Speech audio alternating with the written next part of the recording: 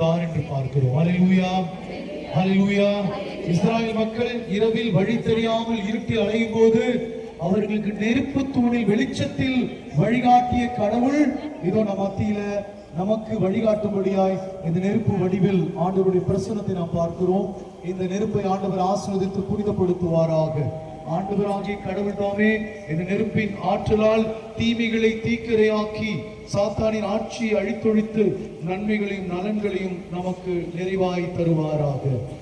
ஆண்டவருடைய ஆசீர் இந்த நெருப்பில் இறங்குவதாக. தந்தை, மகன், தூய ஆவி இந்த நெருப்பை புனிதப்படுத்துவாராக.